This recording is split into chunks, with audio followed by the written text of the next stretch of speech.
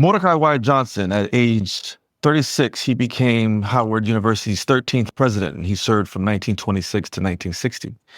He was a 1911 graduate of Atlanta Baptist College, which later became Morehouse College. He was a Baptist minister at First Baptist Church in Charleston, West Virginia, and one of the most sought-after public lecturers of the 1910s and 1920s. His tenure at Howard began 3 years before the Great Depression and spanned through the new Negro Renaissance, World War II, the Second Great Migration, to the early years of the Civil Rights Movement and African independence. Howard University, as an institution and a campus, is what it is today, due in no small part to its first Black president, Mordecai Wyatt Johnson.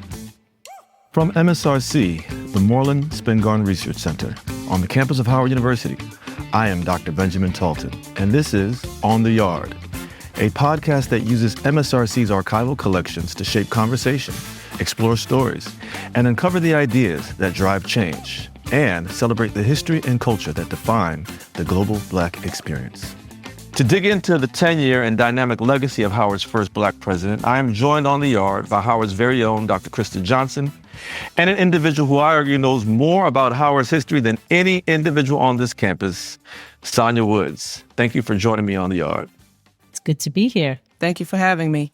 All right, let's jump right in. So I gave that kind of cursory, broad introduction, biography of Dr. Johnson. What more would you add to it? Let's start with you, Professor Johnson. What more do I need to add to that biography for us to understand who this individual was?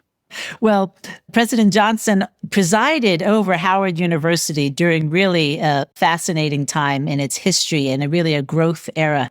The period of really the 20s, 30s, 40s, and 50s was seen as kind of the golden era of Black academia at Howard in particular, where you really just had some of the who's who of Black intelligentsia that were either faculty here at Howard or who were orbiting around Howard in terms of the conferences, the intellectual engagement that was happening right here on the yard in those decades. What I would argue are three things that we need to understand about Mordecai Johnson, certainly in his early life and even before he was born. He's born to parents who were enslaved. He was born in 1890, and both of his parents were former slaves. He was also born in Tennessee, so he was Southern. And his father was a preacher. Mordecai wasn't just a preacher. His father was a preacher, so he's a PK, and his mother's a domestic. So he's in no way silver-spooned or in no way of the elite, and in no way a child or the legacy of college-educated people. I think that's... And also, he was phenotypically, I find this fascinating, phenotypically, he was, let's just say, white. Yes. He would acknowledge this. I know I could get on a train and pass, but I don't. I choose not to. That's not. And I've never found this in writing, but my predecessor, Dr. Muse, he read somewhere that one of his parents, I can't remember which one, was really, really dark. Oh, really? Which is, I would love to be able to see that in writing somewhere, or at least find photographs. But if that's the case, then I think that's an amazing fact as well. That is. And I wonder, as I describe them when I present people who come to campus who are visiting, or to students or alums, when I describe the first Black president, I usually refer to us as African Americans, but I usually refer to him as Black, because I don't know if he would have embraced the idea of being African American. He was a Negro. He was a Negro. He was a Negro. He would have said, I am a Negro. In the very least, he would have said, I'm colored. Yeah, correct. Yeah, so I'm always very careful to say our first Black president as opposed to our first African American. It just points to just the complications of race and how, in some ways, ridiculous it is. But also it shows who he was, because he chose to be Black, because he could have gone the other way. So let's talk about how you all came into Mordecai very differently, one in terms of research, the other in terms of archival processing. Let's start with you, Professor Johnson. What's your introduction and your relationship with President Johnson? Yes. So my PhD is in political science. And so I came to Howard actually about 17 years ago, and I'm an Africanist. So I'm interested in international relations and African studies.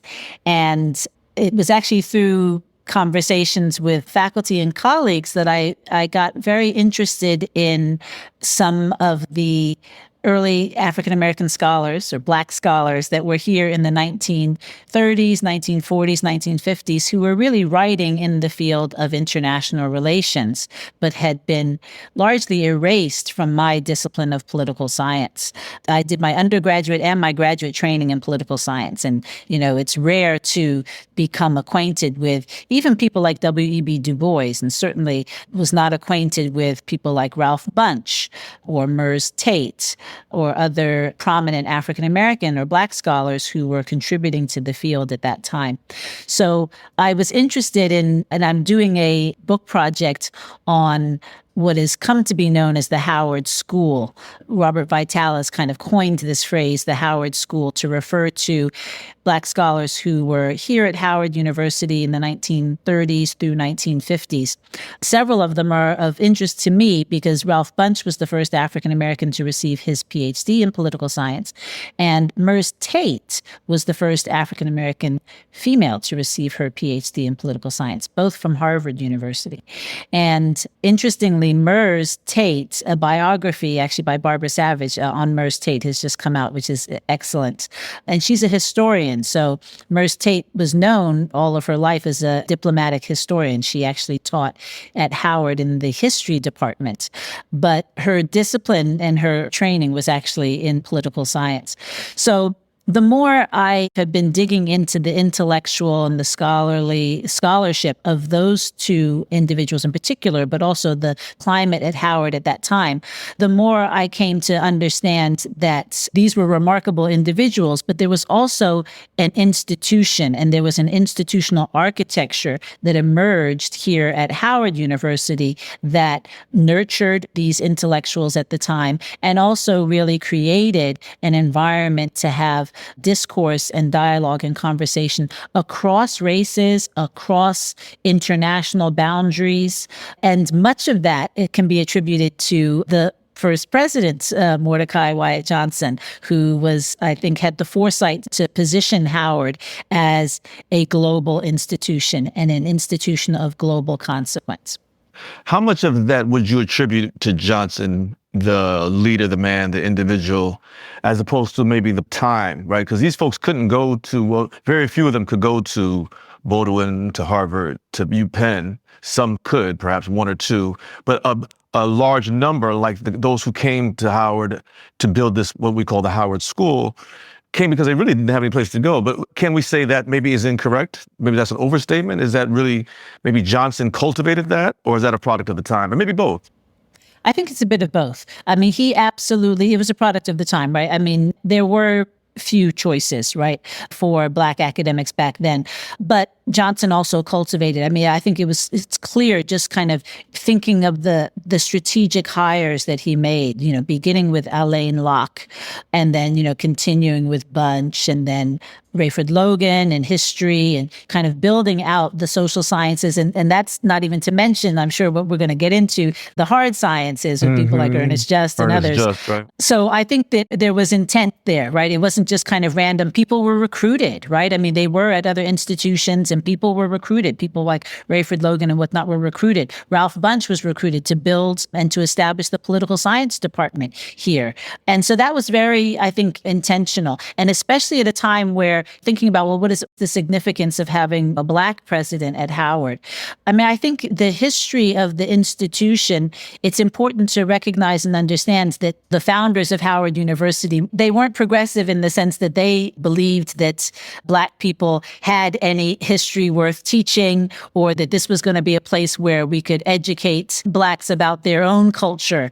So that wasn't kind of part of the initial agenda. And it was really only until Mordecai Johnson came in as president that you built up the kind of a critical mass of faculty and also disciplines, certainly in the social sciences, where the Black experience was put on the agenda as an intellectual kind of site of study, but also a source of knowledge for the Black community and for academia broadly. Yeah, all great points. I hope we have time to really get into the intellectual environment that he helped to create here. But Sonja Woods, what about you and your relationship to Mordecai, not just the man, but also building on his legacy, his work, his papers, processing the collection, etc.? So, yeah, I think the first time I saw the name Mordecai Johnson was on the A building, to be quite frank. I didn't know his significance when I first got to Howard. But of course, being a student in the history department and then working at Moorland and getting to metaphorically sit at the feet of Dr. Muse and help to process those papers, I was able to get full access to Mordecai Johnson as president of Howard. And just all of the correspondence is astronomical, of course, but just seeing the internal correspondence, the things that he had to deal with, all of the controversies, all of the dealings with alum, and then his speeches and his speech notes are fantastic pieces of archival material. But that's how I came to know greatly who Mordecai Johnson was and his contributions, and just seeing all of the development from the beginning of his tenure and to the end, and understanding also him as a emeritus professor. And it's also important to know, I think that I'm just echoing Dr. Johnson here, he absolutely understood what his mandate was and why he was selected to be president of Howard. I think it's important to know that he was awarded an honorary degree from Howard before he was president. He had come to speak at Howard before he was president. So everybody knew who this man was. And part of it, I think, was his connections as an alum of Morehouse. And of course, his connections as a preacher, as a pastor of a church. What was that mandate, though? So as a student, I'm with you all, because as a student, I passed that building. I would go into that building, and it was the A building. It wasn't the Johnson building. It wasn't Johnson Hall. It's the A building. It still is the A building. It's the A building. We didn't, and one of the points of this podcast is to bring Howard's legacy front and center for our students and for the world. But I didn't think of Mordecai Johnson. We didn't celebrate 1926, first Black president. So I had the same relationship until I came back to Howard, and then I really discovered how tremendous he was and how significant he was for the early part of the 20th century. But you said he knew his mandate. That's why he was so impactful for that, 34 years that he's president.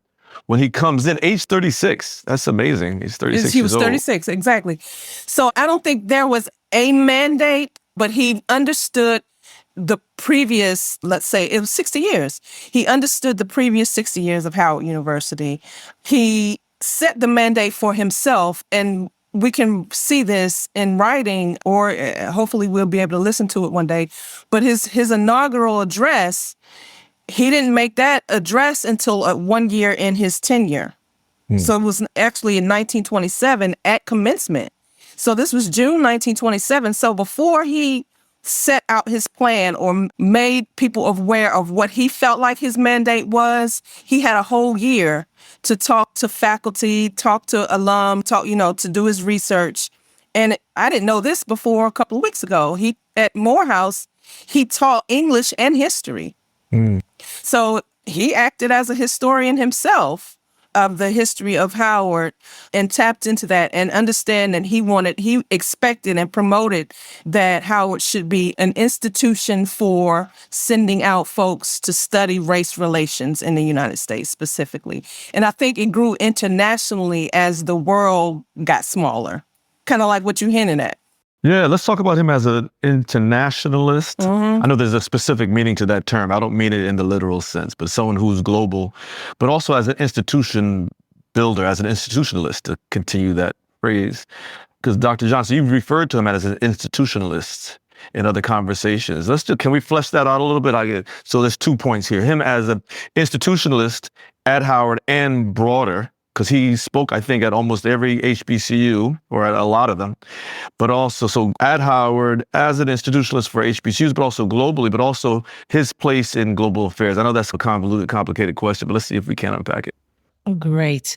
I'll pick up on another point that Sonja made, which speaks, he didn't necessarily have a mandate, but I think he recognized the times in which he was living in, right? They were living in at that time. So you talked a little bit before about how he came to the presidency a few years before the Depression, and then you had the beginning of World War II, and then the kind of post-World War II era that he, saw after that, the emergence of the Civil Rights Movement, with the emergence of the anti-colonial movement and independence movements in India and Africa and other parts of the world, other parts of Asia as well. I think he played this really interesting role of recognizing that the Black experience and the Black plight here domestically, in the United States, was very much connected to a lot of these struggles and issues that were going on overseas. And I think also he was operating in one of the things that struck me just by all of these scholars at that time is you think, gosh, if the United States was so segregated and their scholarship, certainly the scholars that I've looked at, was so erased kind of through, segregated journals and, other things. I'm always struck when delving into the archive at actually how prominent these scholars were, and people like President Johnson, who had an audience with United States presidents and first ladies. At the time that I particularly focus on, First Lady Eleanor Roosevelt was at Howard quite a bit. So his circle of influence was really, I think, significant. And people turned to him clearly to understand and to kind of work through and think through the Negro question, if you will, right here domestically, but then also looking kind of broader at, kind of the imperial question or, anti-colonial projects abroad. So President Johnson, but then also Howard, really at this particular time, really became central to some of the key debates that were even going on in the country. So it wasn't this isolated kind of historically Black institution that was kind of off in a corner and it was segregated from the rest of society. He was interacting and influencing and engaged in policy debates at the highest levels. That doesn't quite get to your point about him as an institutionalist. So maybe I'll just turn, kind of specifically to that. I mean, I think it's a combination. I mean, one of the things that, again, is, striking about his legacy and the man that he was is he was an intellectual. So his papers and the speeches that he gives and the publications that he had, he was an intellectual thinker, right? And clearly, thought deeply about a number of these issues. And so that's really just fascinating to see how he, positioned himself in this cohort of really just, remarkable Black intellectual scholars at that particular time. And so some of the ways that he institutionalized, I think, this framing of Howard as a global institution and an institution of global consequence. Howard, certainly in the 1940s, 50s, at the time of the World War II, was really a meeting place, a convening place for anti-colonial theoreticians and activists and politicians, right? Who would all come to Washington, D.C., but certainly come to Howard because Howard had the convening power to be able to have important conversations and debates about what are the next steps for decolonization. What would this new international institution called the United Nations look like? And even before that, right, what were the critiques of the League of Nations and the mandate system and, other things that emerged? So international issues of great consequence. So he institutionalized, it was institution building in terms of the buildings that were, created in the kind of the expansion of the social sciences at that time. As I said, they introduced the Department of Political Science with Ralph Bunche and others. So there was an expansion of the social sciences, but also institutionalizing really even at that time, interdisciplinary discourse and dialogue. So Sonja can speak more to this, but they were annual social science conferences that brought together all of the faculty, and that were really international in scope in terms of bringing and attracting an audience, a global audience, to Howard to debate and discuss burning contemporary issues at that particular time. There was also the creation of the Journal of Negro Education at Howard. Charles Thompson was the editor there because, of course, one of the challenges was that you did have a segregated academy. And so publications and journals were segregated. So one of the remarkable findings or things that you discover in doing archival research is the Journal of Negro Education actually served multiple purposes. It was very much a journal which was focused on Negro or Black education here in the United States, but it was also an international relations journal, right, where people like Ralph Bunche, W.E.B. Du Bois, Mers Tate, Rayford Logan, and others would write actually articles on topics which had very little to do domestic education or Black education. So there are different ways in which President Johnson, paved the way, or really, I think also as a president, I think maybe one of his biggest roles is to clear the way for his faculty to do what it is that they needed to do. And that was also vis-a-vis the administration, right? The federal, kind of administration. And he was very much a buffer, certainly during the McCarthy era, right? And the kind of the time when a number of academics, kind of leftist academics, came under political scrutiny. And he was always a champion for his faculty and for the institution to protect its legacy and its reputation externally. And speaking of opening up the path for faculty, Howard Thurman founded the Journal of Religious Thought. He knows and recognizes by the end of his first year that Howard faculty, their salaries were crazy low. Like he mentioned, they're kind of on par with the high school teachers in D.C. And he gives figures, and he recognizes that there's no way that Howard faculty should be leaving campus to go to another job, that you shouldn't be preaching or doing anything else but getting ready for your next class. And so one of his main things was we got to get the faculty salaries higher, and we have to clear them so that they can be clear in this mandate of the interdisciplinary types of work that he could see coming, or, that he tried to make a way for. But yeah, the social science conferences and all the external conferences that ended up on Howard's campus, and how the faculty would end up being members of other councils, African councils on Africa, the Council on Africa. So he made space for that kind of networking and global exploration and understanding that we have some of the same issues, but if we focus, and also I'm jumping here and there, but also as a student in the history department, we were always, and this is because I was a student of students of Joseph Harris, we were always made to understand exactly where we were, that Howard is Howard because it's in Washington, D.C. And Washington, D.C. is a goalpost or a place in the African diaspora, a crossroads. We would call it, this is the crossroads of the African diaspora. And because we're in the federal city, we have the access to the Library of Congress. You have access to all these people who are working in the federal institution and the government as an institution. He would use the words, I think Howard has a special fitness, a special preparedness to be a locale for the international school, the School of International Disciplines that Dr. Johnson is highlighting. Yeah, I always say when people talk about Howard is that, like you're saying, you can't discount the significance of D.C. Mm-hmm. Atlanta is certainly an important city. Houston, all these big cities where we have Black colleges, but the proximity to ambassadors, to embassies, to Congress people, particularly the Congressional Black Caucus, et cetera, et cetera. And as you're saying, all these resources in terms of museums and repositories. Mm-hmm. It's just a significant advantage. And maybe some ways, and we'll talk about this current climate, unfortunately, a disadvantage with the National Guard walking around. There's so much to talk about that we haven't talked about. We're not going to get to everything because he was 34 years spanning from the Great Depression to the Civil Rights Movement.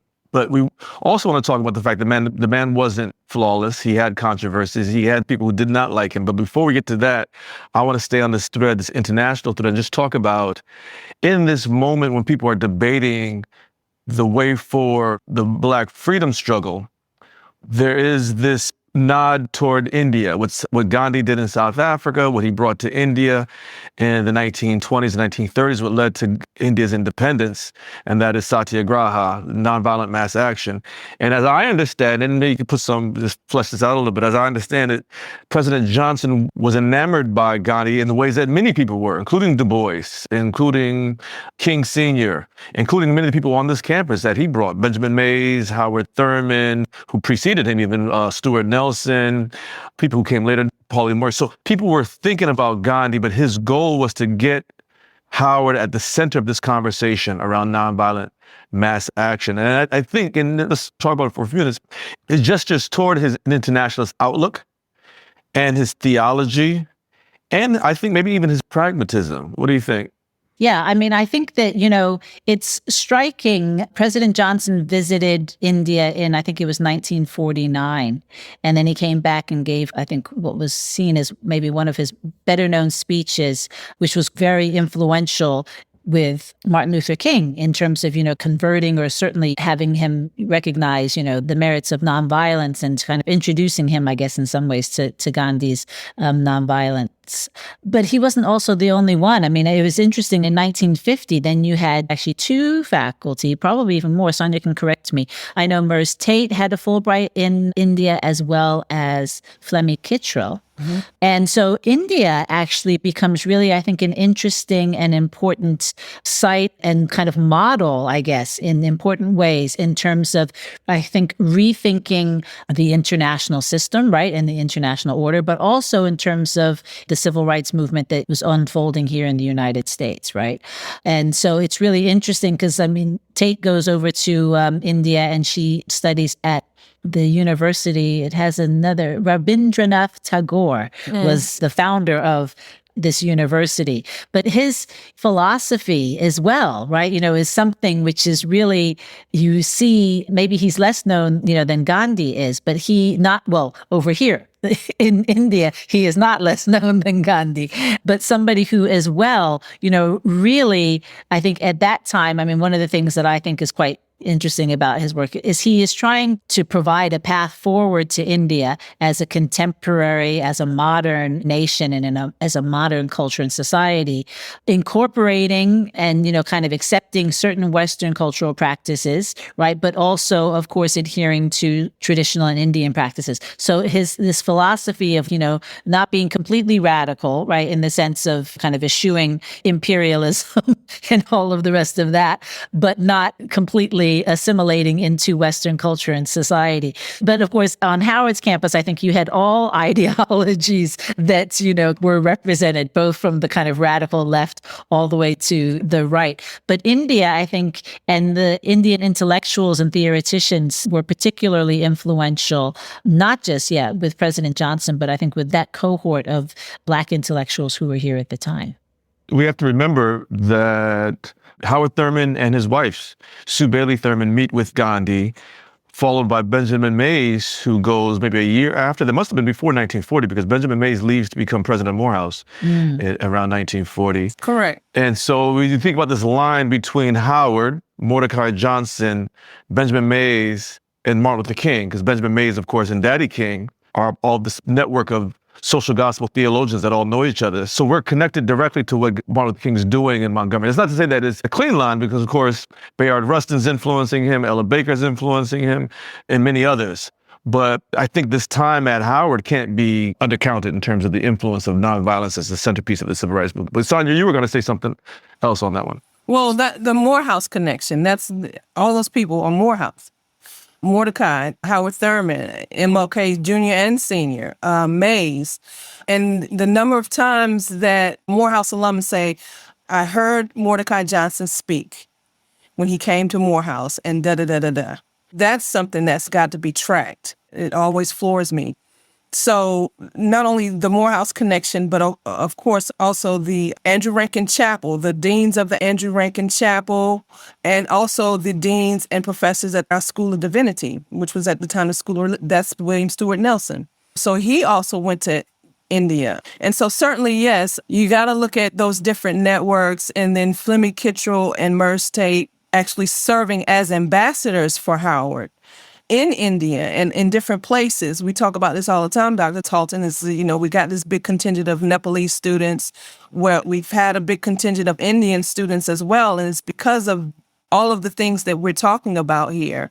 Not only Dr. Johnson's interest in Gandhi and social philosophies of Gandhi and others, but opening the pathway up to learn more about ways to resist, different patterns of resistance. So all of these things find a home, find a space at Howard University, primarily because of Mordecai Johnson and the way he was able to always seem to get around his critics. He was criticized for a lot of things, and A lot of things were true, I believe. But the board always saw fit to say, no, we're going to stick with him. I mean, different points in his tenure, he was brought up and said whether it was alumni or it was a football team or a group of women and I have to say a lot of them were right, but the board always would see, we got to stick with this man, and because we know what he's doing. Let's talk about some of these criticisms. And most people don't know, they situate the sit-in movement in the 1960s, beginning in North Carolina, which was very important, iconic. But Pauli Murray, who was Pauline at the time, took Johnson very seriously. And she said, okay, we're the center of the study of nonviolent mass action. We're gesturing toward Gandhi, so let's take him serious. Patricia Roberts. She was Patricia Roberts at the time, right? Patricia Roberts Harris joined with, you said, the law school. I think they're both at the law school, no? They were both at the law school. Both at the law school. And they launched the lunch counter sit-ins on the U Street corridor in 1943. Now, the controversy is that he supports this idea of nonviolent mass action, but because of federal appropriations, he was afraid. He was afraid. And also because he had been criticized by congressmen, particularly Southern congressmen, before for allegedly communist-leaning speeches, anti-racism speeches, anti-imperialist speeches. He'd be criticized for all of these things. And even before Pauli Murray and Patricia Roberts Harris and the other women and a few men in the Howard chapter of the NAACP who conducted those sit-ins in 1943 and 44, there was sit-ins before, or demonstrations, I should say, not sit-ins, demonstrations and protests, especially in the 1930s, when it came to the Congressional House or Senate restaurants or little eateries within the government. A lot of Howard students worked down there. And then also during the Wilson administrations, different administrations who imposed segregationist tactics in those restaurants. There were Howard students in the 30s who enacted demonstrations along with their professors. Charles Wesley was one of them, a historian. So that each decade that Mordecai was there, or start to sweat, basically, metaphorically or literally, about what the students were doing and how he didn't want it to affect the congressional appropriation or his connections on Capitol Hill. No, it's just fascinating. So we are unfortunately winding down, but if there's one last thing we have to throw in there as we run out of time that we need to understand about the legacy of President Johnson, Howard University during these critical periods, it's not just one period. His tenure, we can look at it as a period, but he transcends several periods. What's one last thing that we need to think about? So there's several things. The year after he got to Howard, he said, okay, no more, they call it it's the athletic table. It's just really a program, a regimen for athletes to get a certain amount of protein, iron, vegetable. He got rid of that, where, okay, no more steaks. No more steaks for the football players. And then you're going to have to pay for room and board, athletes. So he wanted to decrease Howard's priorities for all athletics in thinking about his mandate for Howard's academics. And he thought the athletic side of things was really detracting from Howard students becoming scholars. And so his actions, particularly with the football team, led to the demise of Howard's prominence as a football school. And you can see this with the decline of the Howard-Lincoln game. Mm-hmm. Or the fans in the stands, the number of tickets sold. You can track, because after the students went on strike, the student athletes went on strike, particularly the football team, and their coaches supported them. And so a couple of coaches getting fired. Howard went through like 30 years of terrible football. Terrible football. And I wonder if that has anything to do with his University of Chicago training, because Chicago got rid of its Big 12 status. And we didn't even bring up that University. Went to Division III. University of Chicago. And then with the communism, what's interesting to me with all of these little critiques that come from the students in some ways and the alumni in a lot of ways, and a lot of the faculty members had problems with Mordecai Johnson. The alum were able to put all of this together in a document called The Case Against Mordecai Johnson. And so he was investigated several times for communist kind of talk, but he wasn't a communist. He was just sympathetic and had a different idea of how the United States should be reacting to the rise of the Soviet Union. Yeah, I just want to add to Sonja's point on Mordecai's relationship to communism. I don't think he was not a communist, but what he was really a big proponent of academic freedom. And he was familiar with communism and socialism and felt the need to have a breadth of knowledge and understanding. But really, I mean, I think what emerged from that was really, I think, a deep, deep commitment to academic freedom. And again, then that means an unwillingness, for example, to allow the federal government to come in and start dictating, even in light of the appropriations that Howard would receive, was very, very, kind of wary and pushed back quite a bit on the federal government coming in and wanting to, question or accuse any of the faculty members. So that's an important point, too. For me, I think there's so many books and articles and things that need to be written coming out of the presidential papers. It's serious. One thing, though, is the number of college presidents that came out of his faculty during his tenure. The number of college we have Dwight Holmes went on, and he was a Howard alum. He went on to be president of Morgan. Charles Wesley was the president of 2 HBCUs.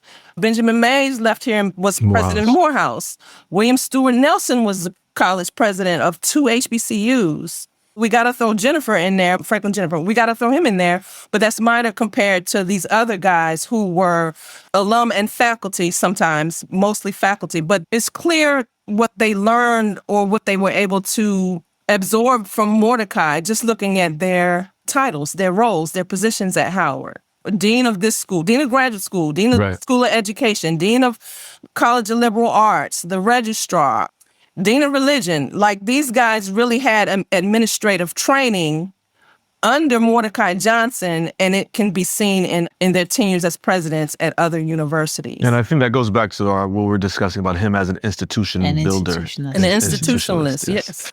I think we have to think about a round 2, an episode 2 on the first Black president. But I want to thank my colleagues for joining me on The Yard, Dr. Krista Johnson and Sonja Woods. This was fascinating. It was. Thank you. Thank you so much. Thank you for joining us on The Yard, the podcast of the Moorland-Spingarn Research Center, a University FM production, and produced by MSRC's very own Aaron Jacobs.